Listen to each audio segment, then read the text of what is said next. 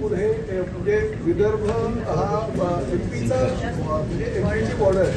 त्या ठिकाणी हिंदी भाषिक असण्यापेक्षा हिंदी भाषिक आहेत थोडं, परंतु हिंदी भाषिक असणारे आपले मराठी भाषिक जे आहेत ते एकमेकांशी हिंदीमध्ये संवाद साधत असतात.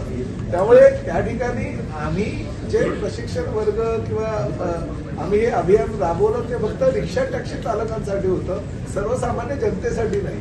त्या ठिकाणचे असलेले हिंदी भाषिक जे शिक्षक आपले ड्रायव्हर होते त्यांना फक्त प्रशिक्षण देण्याची जबाबदारी आमची आहे, सर्वसामान्य जनतेला नाही.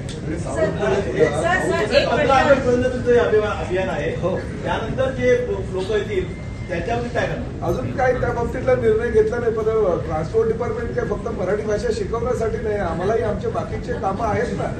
आम्ही काय आयुष्यभर हेच करत राहावं? 36 वर्ष दिली आहेत ना मराठी शिकण्यासाठी. 1989चा हा आरटीओचा नियम आहे. या आरटीओच्या नियमानुसार 1989चा जो नियम आहे तो कायम आहे, फक्त त्यावरती कारवाई झालेली नव्हती. प्रताप सरनाईक परिवहन मंत्री झाल्यानंतर जुजबी मराठीचं ज्ञान असणं आवश्यक आहे असं जेव्हा मी घोषणा केली. याचं कारण असं आहे की बहुतांश ठिकाणी हिंदी भाषिक आणि मराठी भाषामध्ये संवाद योग्य प्रकारे होत नसल्या कारणाने FIR होत होते, भांडणं होत होती. काही ठिकाणी दादागिरी काही हिंदी भाषिकांकडनं प्रवाशांवर होत होती, काही प्रवाशांकडनं हिंदी भाषिकांवर दादागिरी होत होती आणि त्यामुळे FIR होण्याचं प्रमाण ते मोठ्या प्रमाणात वाढलं होतं. काही लोकप्रतिनिधींनी तक्रार केल्या की अशा पद्धतीनं काही बांगलादेशी घुसखोर येतात आणि ते तुम्ही रिक्षा ड्रायव्हर किंवा टॅक्सी ड्रायव्हर आहे त्यांच्यावर कारवाई करत नाही. आणि अशा पद्धतीनं जेव्हा आरोप झाले त्यामुळे आम्ही तो निर्णय घेतला की 1989चा जो मराठी भाषा अनिवार्य आहे, म्हणजे बॅच देत असताना मराठी भाषा जर तुम्हाला येत असेल तरच बॅच दिला जाईल, लायसन्स दिलं जाईल. ही भूमिका त्यावेळेस राज्य शासनाने घेतली होती. ही राज्य शासनाची भूमिका कायम ठेवत पुढेही जर तुम्हाला मराठी भाषा आली नाही तर आम्हाला काही नाईलाजानं होईल, आपण कारवाई करावी लागेल ही भूमिका घेतली. आणि आमच्या आरटीओच्या अधिकाऱ्यांनी जेव्हा कारवाई करायला सुरुवात केली त्यावेळेस अनेक रिक्षा टॅक्सी संघटनांनी आमच्याशी संवाद साधला. आम्ही ती बैठक लावली. बैठक लावल्यानंतर राज्यातील आणि प्रामुख्याने MMR क्षेत्रातील काही रिक्षा चालक संघटनांनी सांगितलं व्यवहारी मराठी ज्ञान असणं गरजेचं असं तुम्ही म्हणताय, परंतु आम्हाला थोडंसं अवधी द्या. ठीक आहे, आम्ही चुकी झाली आमची, 36 वर्षात आम्ही नाही शिकलो, परंतु आम्हाला जर तुम्ही वेळ दिला तर आम्ही कदाचित व्यवहारिक ज्ञान जे 15-18 वाक्य ते आम्ही समजू शकू, बोलू शकू. आणि मग त्यांनी वेळ मागितला. वेळ मागितल्यानंतर मी माननीय मुख्यमंत्री उपमुख्यमंत्र्यांशी चर्चा केली. त्यांनीही सांगितलं जर त्यांची मानसिकता असेल तर आपल्याला वेळ द्यायची, जर त्यांनी वेळ मागितली तर वेळ द्यायला हवा. आणि मग ती पुस्तिका आम्ही प्रकाशित केली. माननीय मुख्यमंत्र्यांच्या हस्ते त्या 4 पानी पुस्तिकेचं प्रकाशन केलं आणि राज्यामध्ये आरटीओ अधिकाऱ्यांसह आम्ही कोकण मराठी साहित्य परिषद आणि मुंबई मराठी साहित्य संघाच्या वतीनं सगळे आम्ही शिक्षकांना, साहित्यिकांना विनंती केली आणि त्यांनी आमच्या विनंतीला मान देऊन पूर्ण मराठी भाषा अभियान जे शिवसेना प्रमुख हिंदू हृदय सम्राट बाळासाहेब ठाकरे यांच्या नावानं आम्ही काढलेलं आहे त्याला प्रतिसाद दिला आणि त्यामुळे ही 105 दिवसाची मुदत दिली. आता मुदत नाही, महाराष्ट्र दिन ते स्वातंत्र्य दिन ही मुदत 105 दिवसाची आम्ही दिली होती आणि त्या 105 दिवसामध्ये व्यवहारिक ज्ञान ज्या लोकांना आलं त्यांच्यावर कारवाई नाही. परंतु मी परत एकदा सांगतो, महाराष्ट्रामध्ये व्यवसाय करायचा असेल तर मराठी अनिवार्य आहे.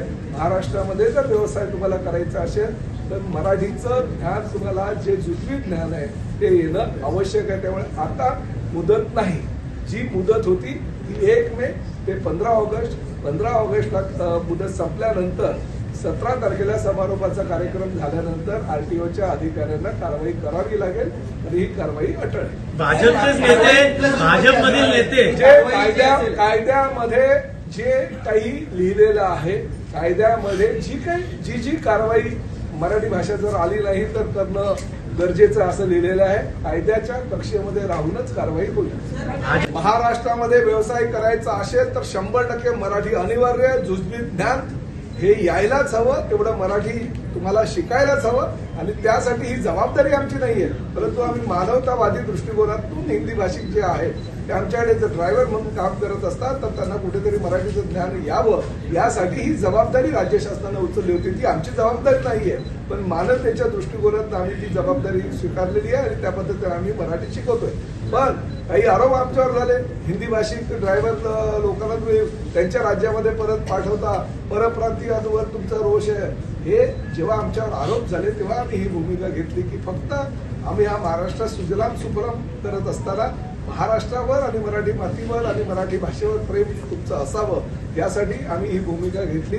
परंतु दुसऱ्या राज्यामध्ये जात असताना किंवा दुसऱ्या राज्यामध्ये त्यांच्या भाषेविषयी एवढं अभिमान असताना आम्हाला सुद्धा मराठी भाषेचा अभिमान असणं गरजेचं आहे आणि त्यामुळे आम्ही हे तुम्हाला मराठी शिकवायलाही तयार आहोत. आम्ही ती शिकवली, करून दाखवलं.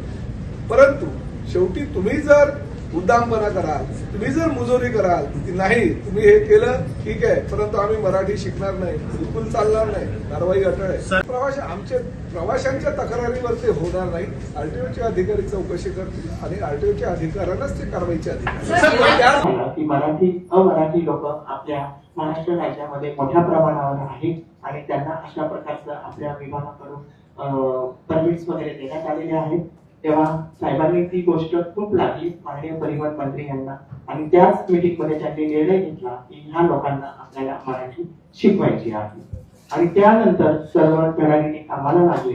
आणि मला एक आनंद या ठिकाणी सांगावासा वाटतो की ह्या कार्यक्रमाची सुरुवात ठाणे या ठिकाणाहून झाली.